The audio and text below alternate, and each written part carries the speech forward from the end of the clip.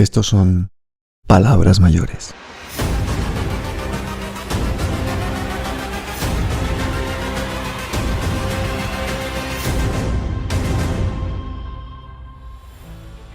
Gente, bienvenidos.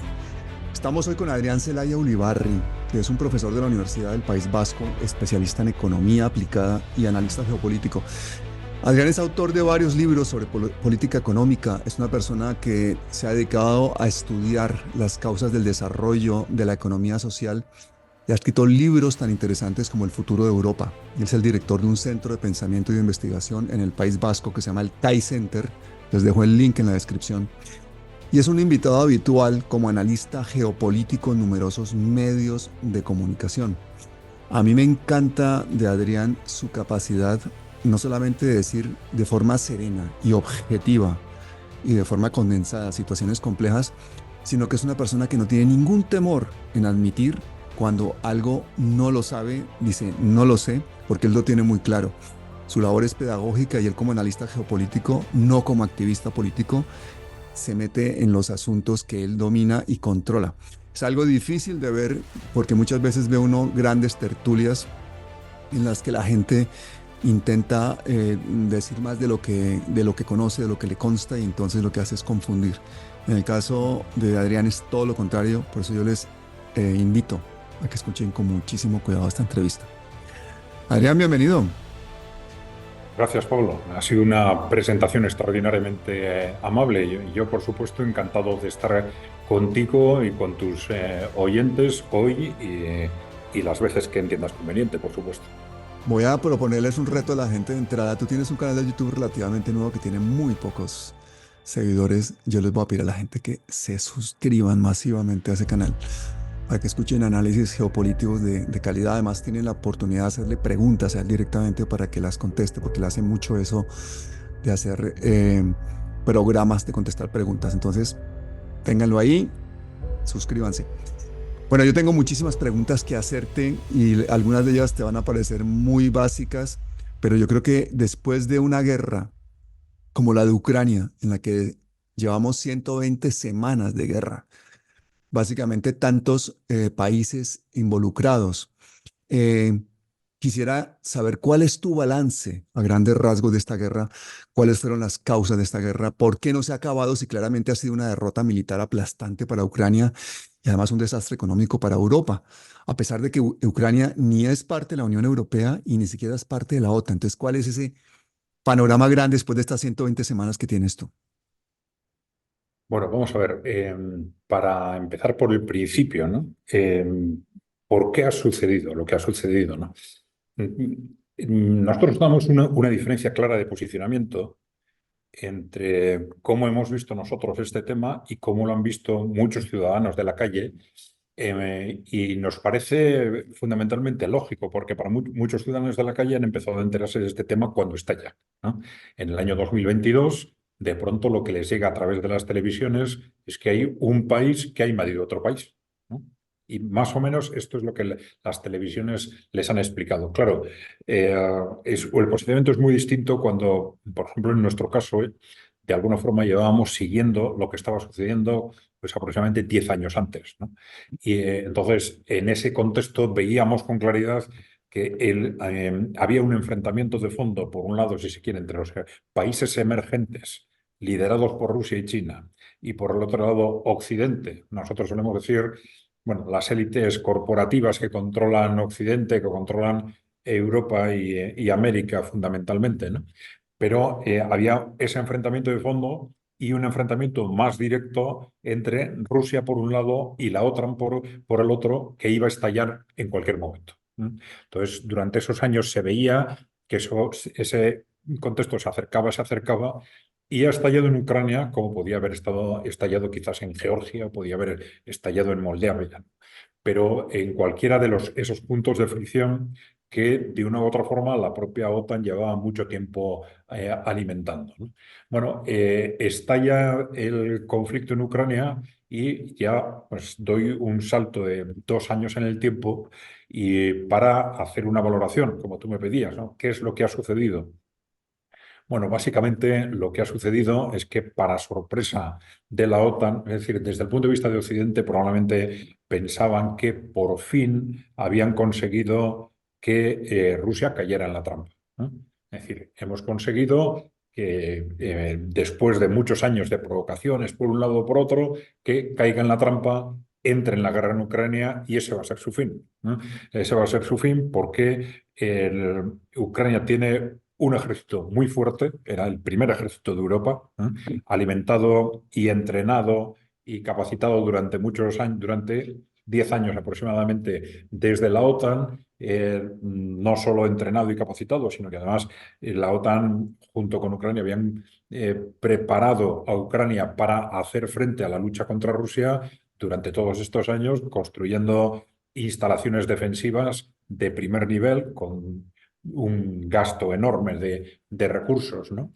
Entonces, ellos estaban convencidos de que Ucrania iba a ser, digamos, un segundo, lo que fue Afganistán para la Unión Soviética, una auténtica trampa militar, ¿no? Es decir, que ahí iban a quedar pues, atascados, ¿no? Porque, por supuesto, yo desde la OTAN se iba a ayudar a Ucrania con todos los recursos y Ucrania con un ejército de 1 millón de hombres iba a ser algo al final insuperable por parte de Rusia y que a la vez se iban a poner en marcha esas medidas de sanciones y acoso económico contra Rusia que iban a hundir la economía rusa y todo ello, los dos contextos a la vez, iban a acabar obligando o provocando la caída del gobierno de Putin, que es el objetivo fundamental, es decir, el sometimiento de una Rusia a la que ellos consideraban un enemigo estratégico desde hace mucho tiempo, ¿no? ¿Desde cuándo consideraban a Rusia como un enemigo estratégico? Pues, si se quiere, después de caer la Unión Soviética, en el año 92, 2 años después de la caída de la Unión Soviética, en Estados Unidos se pone en marcha lo que fue la doctrina Wolfowitz, ¿no? Según esta doctrina, ya se anticipaba que, bueno, de una u otra forma, el mundo es nuestro, ya no tenemos enemigos, pero en ese contexto, bueno, pues ya podemos actuar sin necesidad de esperar a que nos ataquen. Tenemos derecho a ser la policía del mundo, a invadir países de forma precautoria, etcétera. Y tenemos, eso sí, que asegurar que mantenemos el control y, entre otras cosas, algo muy importante es asegurar que Rusia no se levanta de la situación en la que está ahora. Objetivo estratégico clave, evitar el riesgo de una Rusia, vamos a decir, renacida, ¿no? Eso ya en el año 92, 2 años después de la caída de la Unión Soviética. A fines de la década de los 90, vuelven a actualizar esa doctrina y ya hablan de que al siglo XXI, ¿cómo aseguramos que en el siglo XXI, lo dicen así, con esas palabras, sigue siendo un siglo americano? Entonces plantean una serie de retos, dicen, desde el punto de vista geopolítico, lo que tenemos que asegurar es el sometimiento de Rusia, vuelven a mencionar a Rusia, y ahora mencionan a China también, de Rusia y de China, ¿no? Bueno, ha sido unos 30 años en los que, por distintas estrategias, a través del avance de la OTAN hacia el este, estrategias de tipo económico, de desestabilización del mundo musulmán, se ha pensado constantemente en ese objetivo final de someter a Rusia y también a China después, ¿no?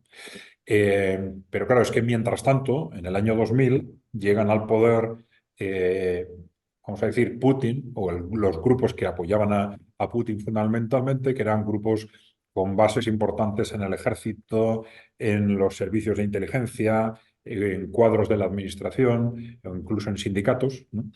Y llegan al poder y lo primero que hacen es, porque era su objetivo fundamental, claro, quitar a los que eran los oligarcas del poder, es decir, a estas grandes corporaciones, a estos grandes inversores aliados con Occidente, quitarles del poder. Esto fue una cuestión clave.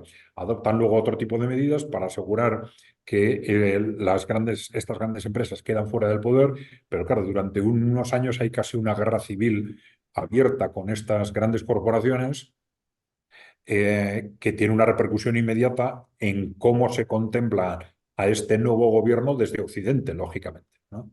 Ahí hay una referencia muy interesante de hace unos días, ¿no? Es una entrevista en la que Mikhail Khodorkovsky, que es uno de estos grandes oligarcas, que eh, fue quitado, digamos, de la propiedad de Yukos, fue procesado, fue encarcelado, pasó unos años en la cárcel, luego fue al exilio y en una entrevista de hace unos días reconocía expresamente que él y los que estaban con él trabajaban bajo la coordinación de Rothschild.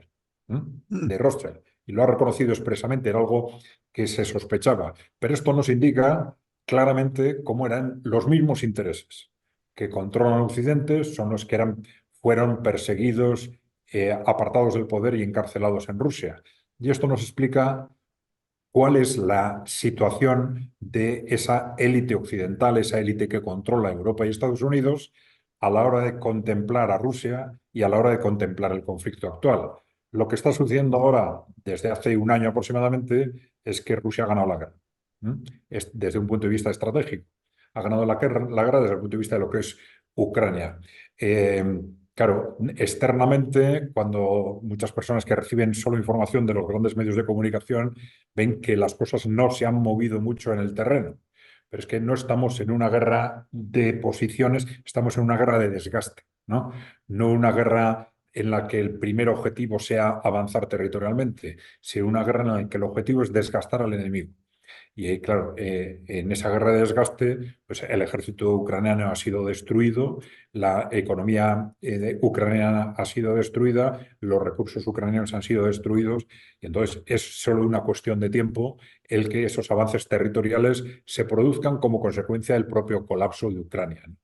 Entonces, ante esa situación de que Rusia tiene la guerra desde ese punto de vista estratégico ganada, nos encontramos con ese pánico de esa élite occidental para el cual el que Rusia gane esa guerra es inaceptable. ¿Mm? Y claro, ese inaceptable, ¿qué quiere decir? Que están dispuestos a todos para evitar que eso suceda. Y este es el contexto en el que se están produciendo y ya desde hace un año movimientos constantes por parte de la OTAN, por parte de Estados Unidos y de países concretos de escalada creciente que amenazas verbales por un lado y hechos en el campo de batalla por el otro, que, bueno, que nos indican que efectivamente están apostando claramente por una guerra, vamos a decir, una guerra europea o quizás una guerra mundial que sería difícil que no acabara transformada en una guerra nuclear, pero que están haciendo esa apuesta, ya digo, como consecuencia de ese pánico que les lleva a pensar que cualquier cosa antes que aceptar que Rusia gane esa. Adrián, pero ¿esta guerra era necesaria? Porque todo el mundo culpa a Putin de la invasión de Ucrania, pero esa invasión, Mm. ¿a qué se debe? ¿Por qué realmente, cuál es la causa real de esta guerra? Porque también escuchamos continuamente que ha habido muchas oportunidades para la paz, que incluso se han firmado acuerdos de paz que se han irrespetado, que se han impedido, incluso en los acuerdos de Minsk. Salió Mm. Angela Merkel a decir que básicamente lo que se estaba ganando era tiempo para que Ucrania se rearmara. No estaban realmente pensando en la paz, sino en que se rearmara Ucrania. Entonces, ¿por qué esa dificultad para que se firmara la paz y sobre todo, por qué se lanza este ataque por parte de Putin a Ucrania? Bueno, efectivamente, ya desde 2014 se produce con esos acuerdos de Minsk, ¿no? Eh, digamos, un engaño continuado por parte de Occidente, pero yo tengo dudas de que, digamos, los rusos, el gobierno ruso, la inteligencia rusa, sean tan tontos, ¿no? Efectivamente, que Occidente engañó o intentó engañar a Rusia está claro y además lo han reconocido. Pues, como tú has dicho, Merkel y Hollande, ¿no? Reconocieron. eh, bueno, y no sé, vamos a situar quizás antes a los oyentes, por si acaso, en el contexto de Ucrania, ¿no?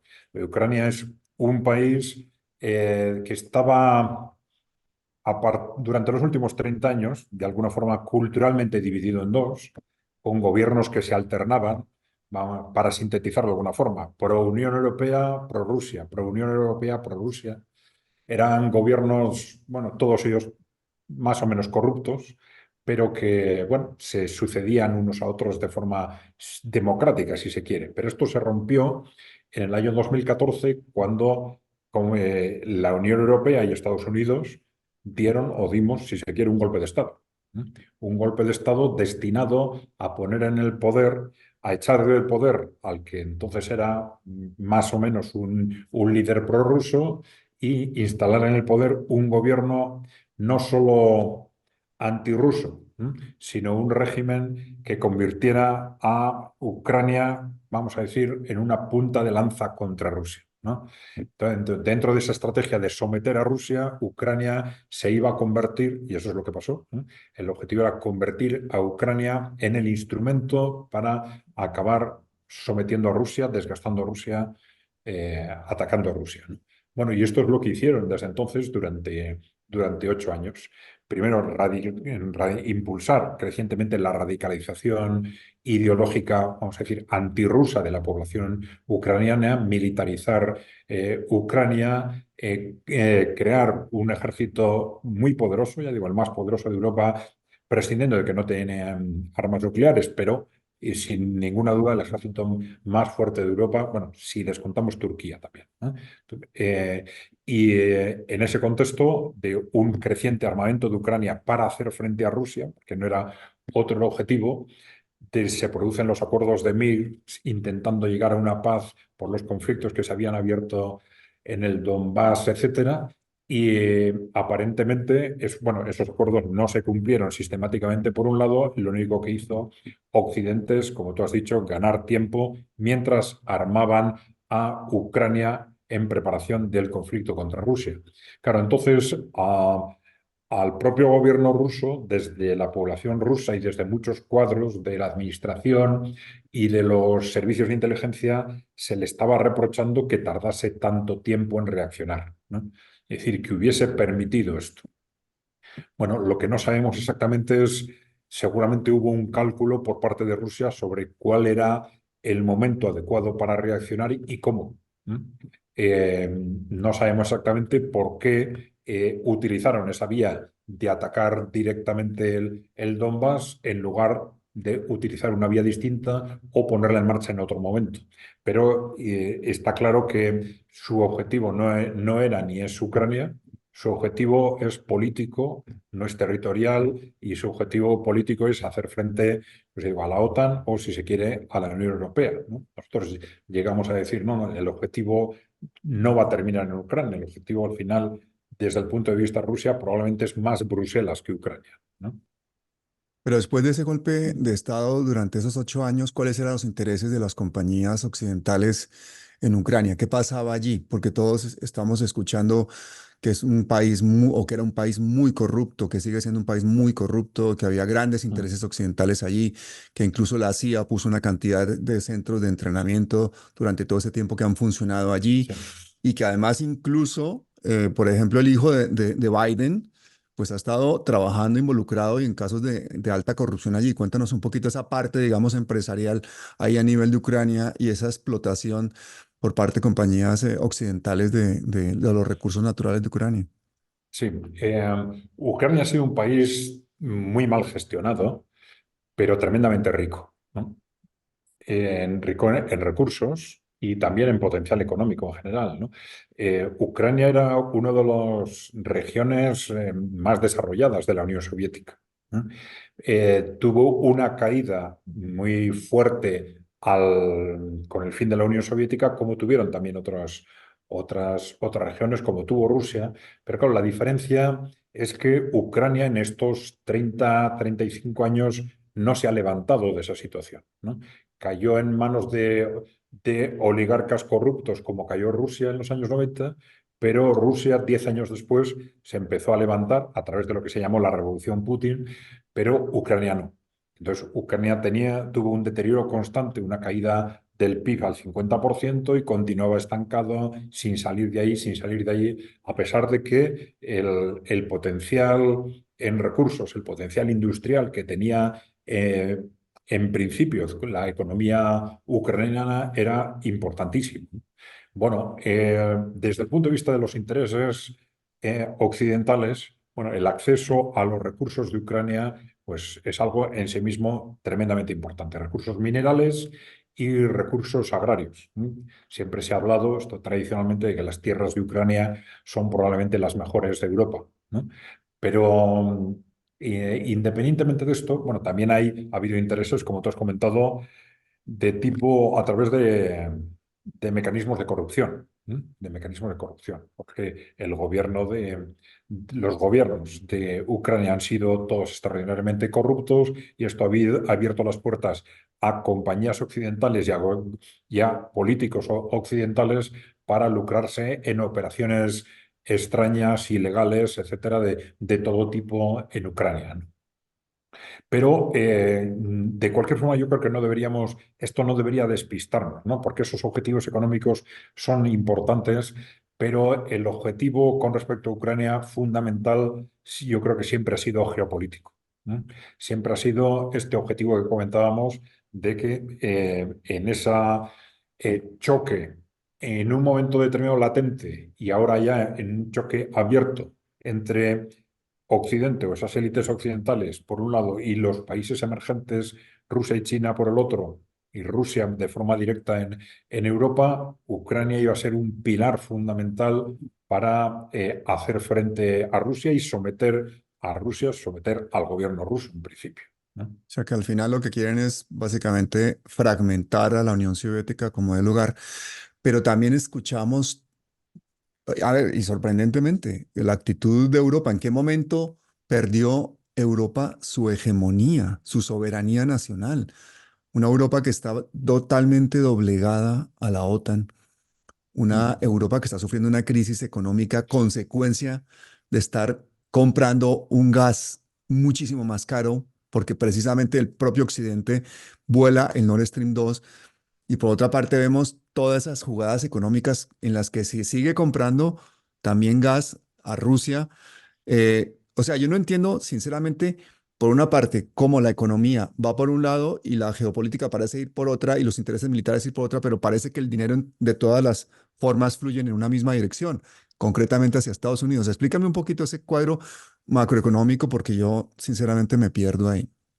Bueno, para entender todas esas contradicciones hay una cuestión previa fundamental y es comprender que lamentablemente los dirigentes políticos europeos o muchos de los dirigentes políticos europeos lamentablemente no trabajan para sus ciudadanos, no trabajan para sus países, ¿no? No es una cuestión de que desde una ideología o desde otra ideología, pero trabajan al final, aunque sea equivocadamente para los ciudadanos, ¿no? El problema es que trabajan para intereses externos, ¿no? En parte intereses corporativos y en parte intereses norteamericanos, si se quiere, ¿no? Claro, esta influencia se ha ejercido de forma distinta según los países, ¿no?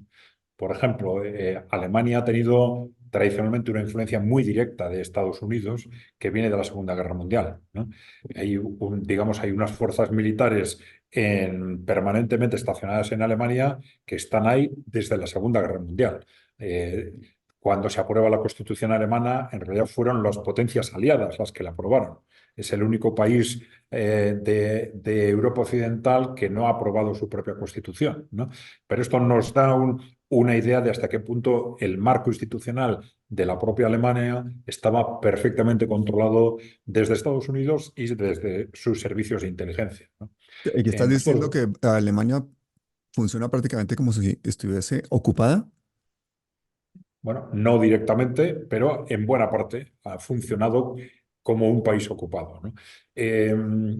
Nosotros difundimos un vídeo hace unos meses del dirigente alemán que era responsable de las relaciones entre Alemania y Estados Unidos durante todos los años 90 y que explicaba cómo en las reuniones que hacían con los representantes norteamericanos, pues bueno, discutían con criterios distintos en los temas de tercer nivel, pero que cuando llegaba un tema de primer nivel y aparentemente surgía alguna discrepancia por parte alemana, pues paraban la conversación, sacaban la carpeta de dosieres, empezaban a abrir los dosieres y todo el mundo se callaba y se acababa haciendo lo que los norteamericanos querían que se hiciese. Y lo contaba así expresamente una persona que sabía era el responsable de las relaciones con Estados Unidos durante 10 años, ¿no? Bueno, esto se ha visto como este contexto institucional ha permitido que los servicios de inteligencia norteamericanos actúen con total libertad para controlar, por ejemplo, a los líderes políticos alemanes, no solo a los líderes políticos, a los medios de comunicación, líderes sociales, etcétera, ¿no? Eh, pero bueno, tampoco yo cuando hablo de geopolítica intento evitar caer también en el antiamericanismo. Yo creo que esto es importante porque con los líderes políticos americanos pasa algo parecido. Es decir, no están trabajando en absoluto para los intereses de los ciudadanos norteamericanos, y esto es bueno recordarlo, ¿no? Sino también para los intereses de sus propias élites, que en buena parte son las mismas que las élites corporativas europeas, ¿no?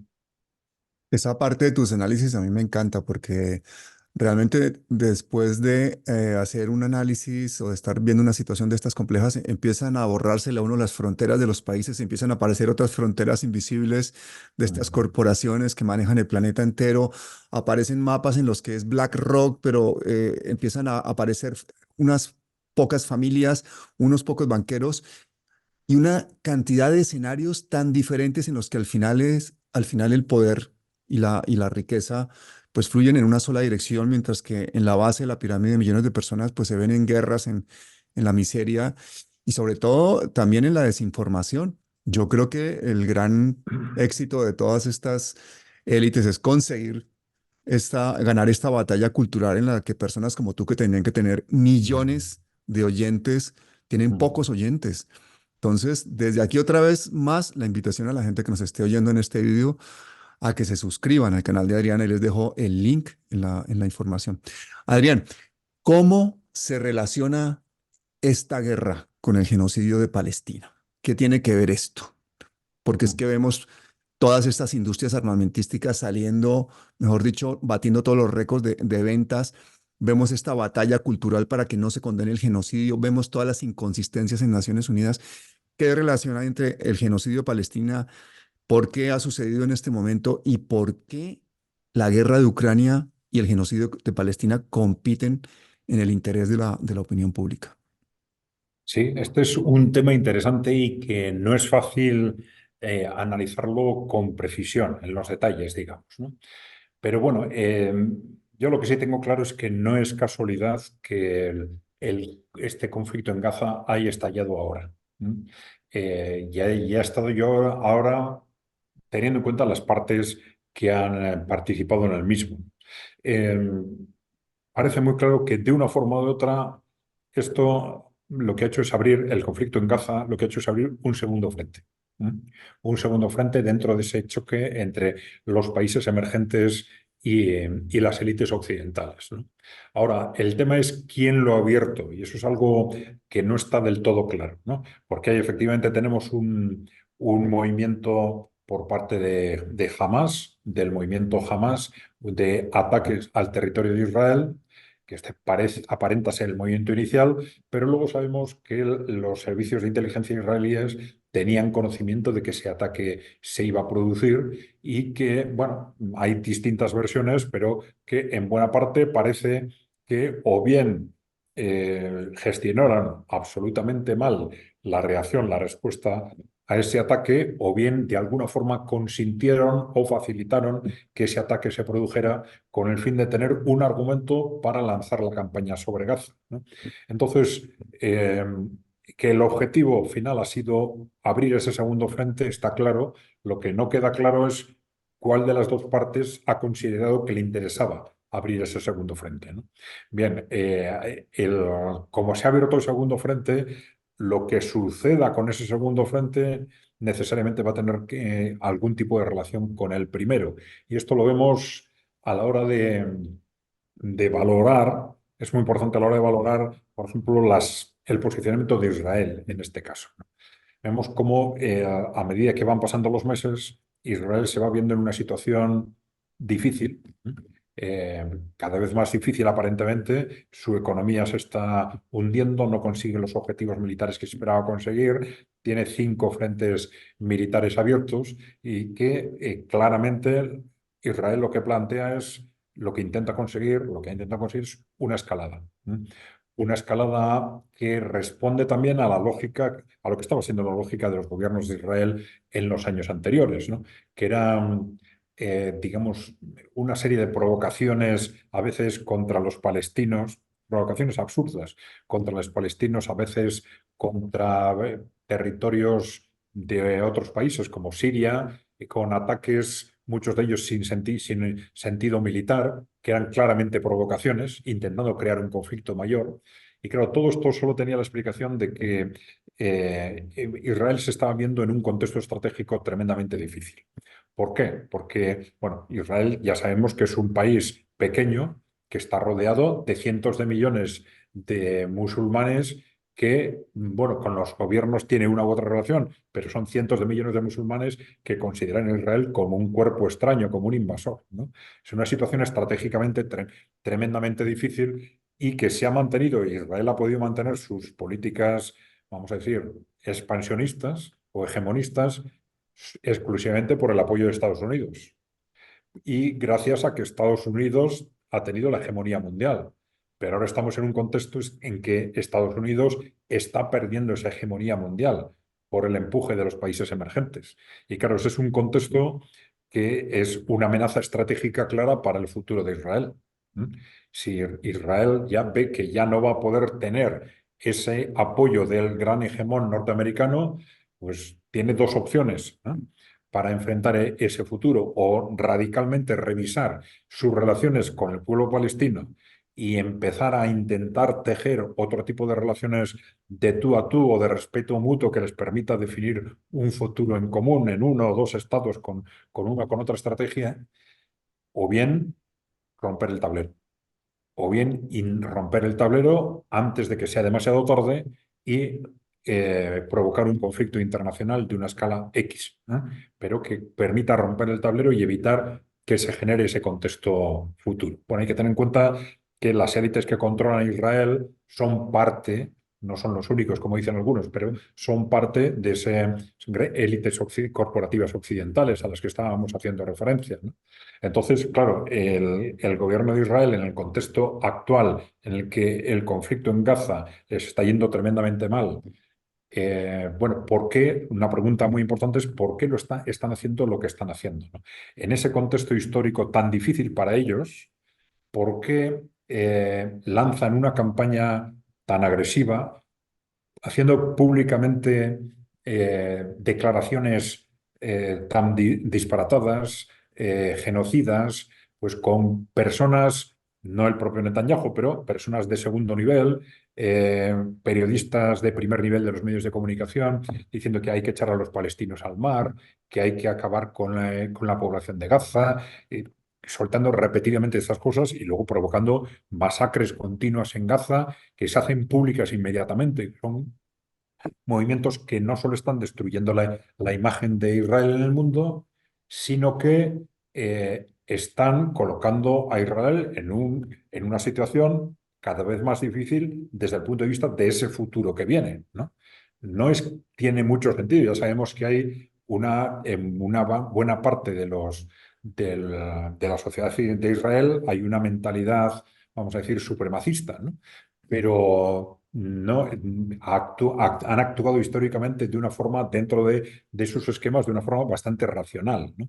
Entonces, todos esos pasos han sido pasos aparentemente de una constante provocación, que probablemente solo se explican en un contexto de intentar provocar constantemente un estallido que para ellos probablemente se concretaba en un estallido contra o con Irán, es decir, de provocar a Irán a una guerra de ámbito regional que obligara a Estados Unidos a entrar en guerra.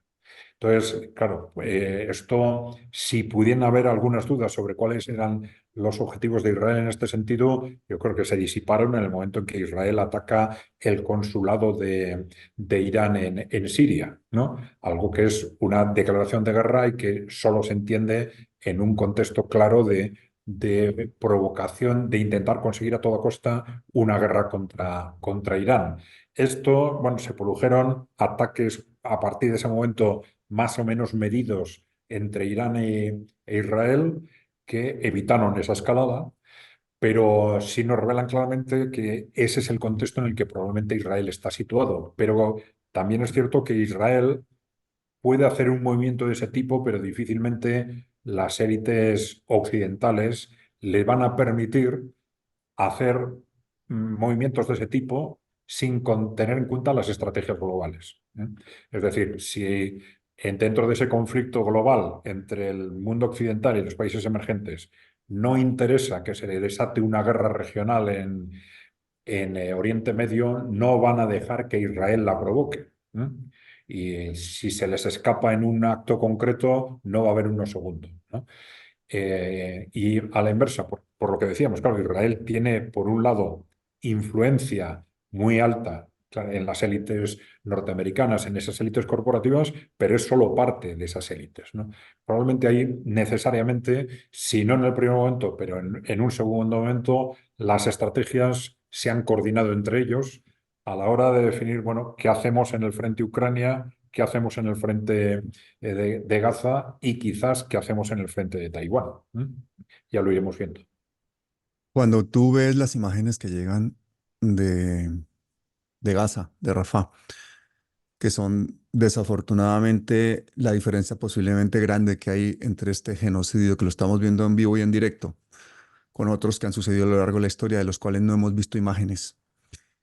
Estas imágenes nos conmueven a todos de tal manera que cuando haces el análisis, pues es difícil mm, equiparar la violencia, la brutalidad de esas imágenes, porque estamos viendo bombardeos sobre hasta campos de refugiados, escuelas, hospitales, instalaciones de Naciones Unidas, gente que le dicen desplácese y durante el desplazamiento la matan, gente que sale a intentar pescar para no morirse de hambre y los bombardean, los acribillan.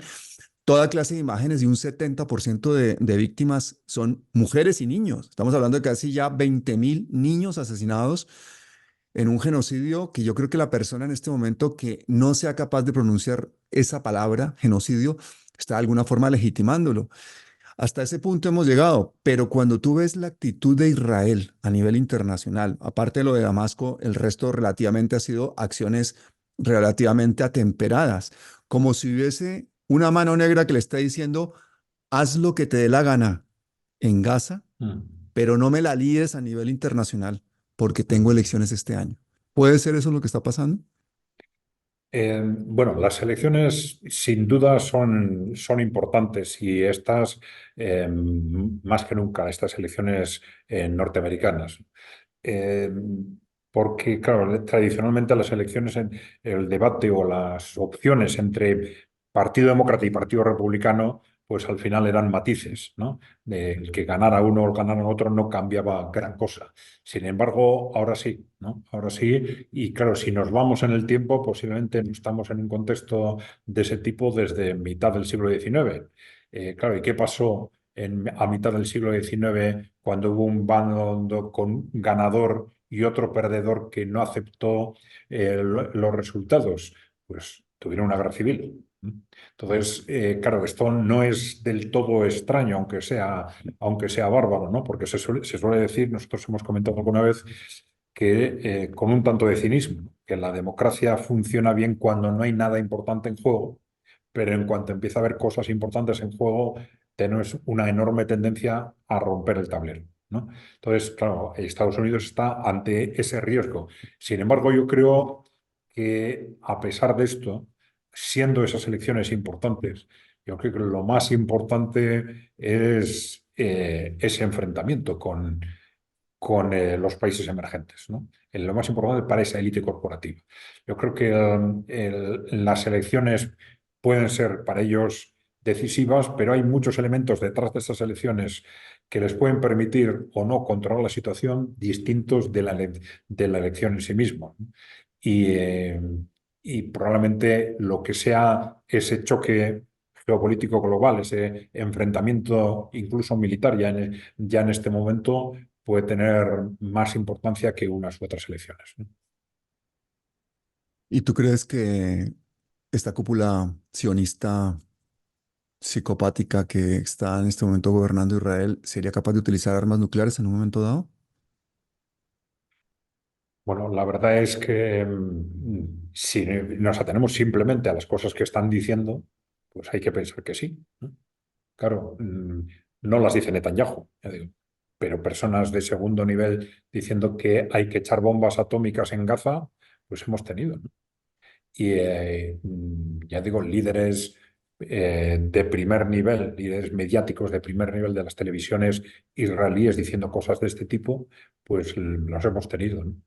Es decir, lamentablemente, pues hay que pensar, bueno, no podemos decirlo de todos, porque no lo sabemos, ¿no? ¿Quién sería y quién no sería capaz de tomar esa decisión? Pero Mm. que hay elementos dentro del gobierno de la cúpula de Israel que serían capaces de tomar esa medida, yo creo que parece claro. Parece claro. Porque el nivel de crispación, por ejemplo, en el caso de Macron, que estaba dispuesto a irse a Ucrania incluso con sus propios soldados, rompe una ley de oro de la Guerra Fría y es que dos potencias nucleares no se enfrentan directamente. En este caso, habría sucedido. Si eso está pasando en el seno de Europa, eh, Mm. pues es siempre una posibilidad en Israel. Pero la otra pregunta que nos surge un poquito a todos es, desde el punto de vista de las elecciones que acaban de suceder el fin de semana pasado con el remonte de la derecha y de la extrema derecha, ¿tú crees que va a cambiar un poquito el panorama geopolítico o la actitud de Europa ante estos dos desastres que son la guerra de Ucrania y el genocidio en Palestina o no? Yo creo que me temo que sustancialmente no.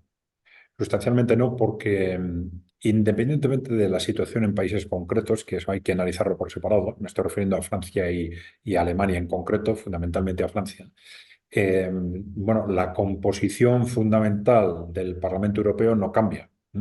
Primero, el Parlamento Europeo tiene competencias muy limitadas, no tiene las competencias que tienen los parlamentos de los estados, ¿no? El poder en la Unión Europea está en el Consejo Europeo, que son representantes de los gobiernos, ¿no? No es el Parlamento, ¿no?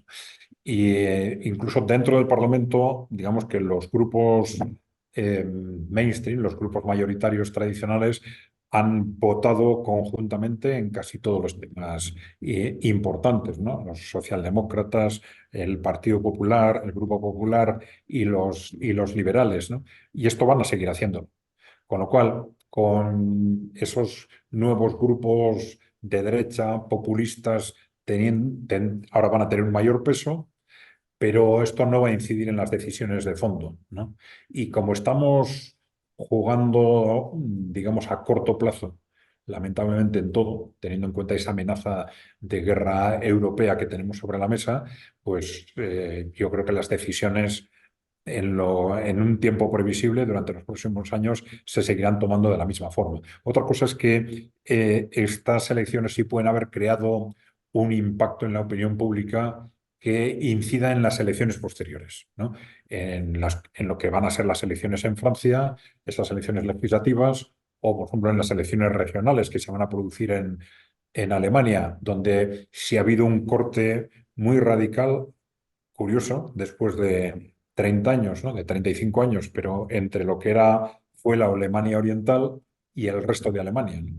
Los resultados electorales han sido radicalmente distintos en los dos entornos. Hay elecciones en concreto en algunas regiones de lo que fue Alemania Oriental, entonces ahí ya se van a notar cambios con consecuencias políticas reales, ¿no? Adrián, ya para terminar, porque sé que tienes un día muy ocupado, nos has hecho un huequito ahí, no habrás ni comido. Ujú. Quería hacerte una pregunta como español, porque tú y yo estamos aquí en España y hace unos días vino Milei y dijo que la esposa del presidente era una corrupta. Y España inmediatamente rompe relaciones con Argentina. Entonces, ¿qué pasa? Tiene que venir aquí Netanyahu y decir que la esposa del presidente de España es una corrupta para que rompamos relaciones con Israel. ¿Qué es ese doble rasero? ¿Por qué España no termina de decir que esto es un genocidio? ¿Por qué se sigue teniendo relaciones comerciales con Israel? Incluso hasta hace poco, compra y venta de armas. Bueno, es curioso porque, sin embargo, dentro de los países europeos, recientemente el gobierno español ha destacado por ser de los que está impulsando el reconocimiento del Estado palestino. ¿no?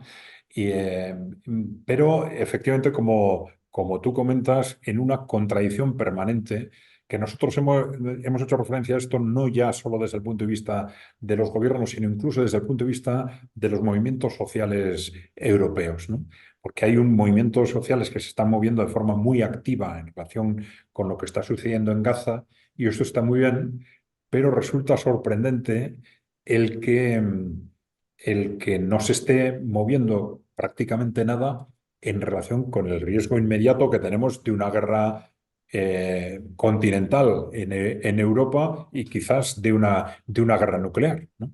Y la opinión pública no se está moviendo, las organizaciones sociales no se están moviendo y grupos, digamos, de sensibilización que están trabajando muy activamente con el conflicto en Gaza no están diciendo nada con respecto a lo que está pasando en Ucrania, ¿no? Y claro, esto choca, ¿no? Y es evidentemente bueno que se posicionen con respecto a lo que está sucediendo en Gaza, pero y algo similar se puede decir con respecto a los gobiernos, pero hay ahí evidentemente una contradicción de fondo, dos contradicciones de fondo. La otra es la que tú comentabas, ¿no? Que se defiende el reconocimiento del Estado palestino, pero por otro lado se suministran armas a Israel, ¿no? Que están utilizando en Gaza, ¿no? Entonces, todo esto lleva a dudar de la autenticidad de, de ese movimiento tan amplio de solidaridad con el mundo palestino y con Gaza que se ha creado, ¿no?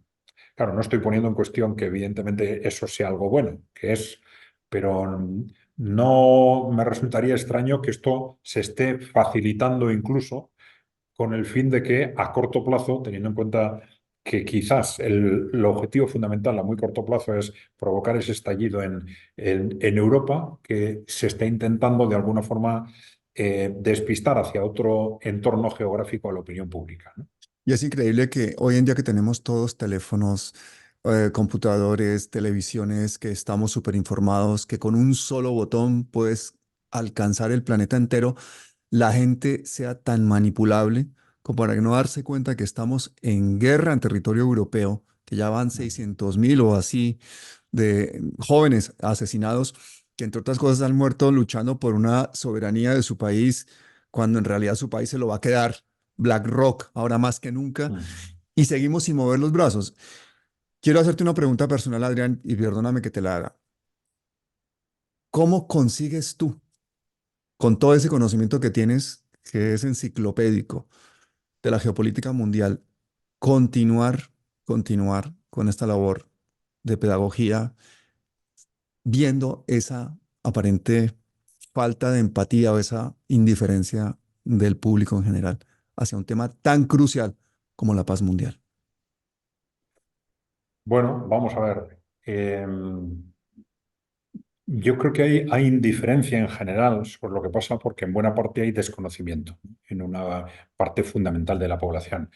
Pero hay una evolución hacia el despertar de la gente. Yo creo que esto está claro. Incluso las grandes élites, las élites corporativas lo dijeron por escrito ya a principio de siglo, ¿no? En los años 90, a través de distintos medios de concentración de los grandes medios, privatización de medios públicos de televisión, por ejemplo, consiguieron controlar a la opinión pública occidental de una forma casi total, ¿no? De tal forma que se seguía hablando de derecha, izquierda, centro, pero al final eran todos esos, eran matices de la misma ideología, porque eran todos neoliberales, todos posmocapitalistas, todos atlantistas, ¿no? Con matices, pero en realidad los conceptos, manteniendo las palabras, pero los conceptos de izquierda, derecha o centro en la práctica habían desaparecido. El control de la opinión pública occidental era prácticamente total.